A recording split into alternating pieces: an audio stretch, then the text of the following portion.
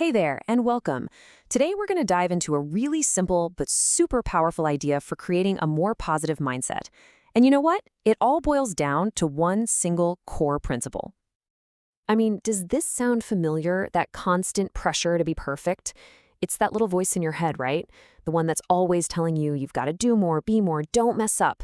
Gosh, it's just exhausting. But what if there's a better way to think about our goals and even about ourselves? Okay, so let's talk about the goal here, having a positive mindset. And the really great news is you don't need some complicated system or a massive life change to get there. The strategy we're going to look at is all about one small, but honestly profound shift in how you see yourself.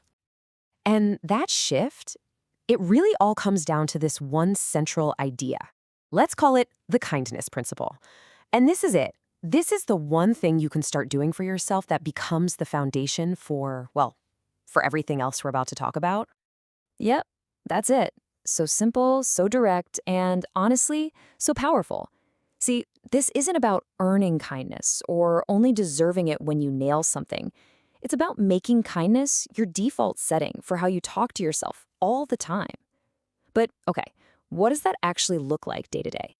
All right, let's break this down a bit. Self-kindness isn't just some fuzzy feel-good concept. It's an active practice. It means being genuinely friendly in that conversation you have with yourself.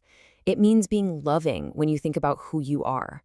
And maybe most importantly, it means being forgiving when you inevitably mess up or fall short, because we all do. And this is where we hit the first big obstacle that self-kindness just smashes through, this need to be perfect. So many of us are stuck in that trap, right? Chasing perfection. And shifting from that impossible goal to something actually achievable, that's where this whole idea becomes a total game changer. Seriously, just let that sink in for a second. You don't have to be perfect. It's kind of a relief to hear that, isn't it?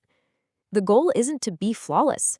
Chasing after perfect just sets you up for stress and, let's be honest, a lot of disappointment.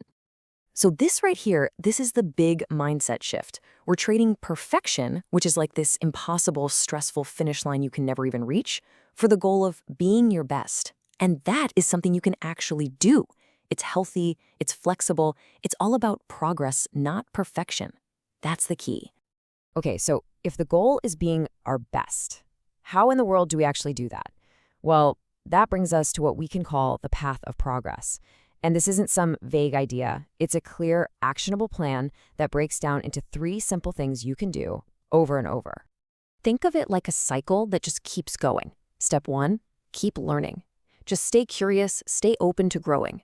Step 2, keep trying. This is all about resilience, but a gentle kind of resilience.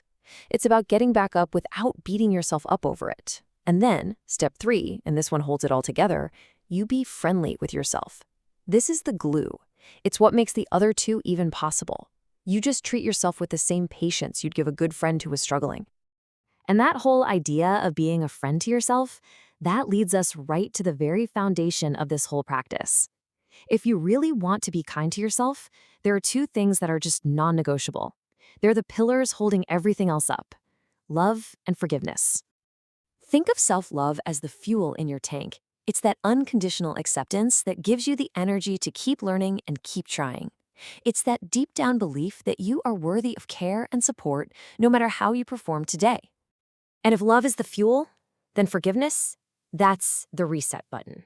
Because look, you're going to make mistakes. We all do. You're going to have off days. Self-forgiveness is what lets you hit reset. Let go of that moment, learn what you can, and just move on without dragging all that baggage with you. It is absolutely crucial. So let's wrap all this up into a handy little self-kindness toolkit. These are your go-tos. When you feel that pressure creeping in, just remember this stuff. First, the main rule: treat yourself with kindness. Second, ditch perfect and aim for being your best. How? By committing to always keep learning and keep trying. And the whole time, the secret sauce is to be friendly with yourself. And all of that is powered by those 2 big ones: love and forgive yourself.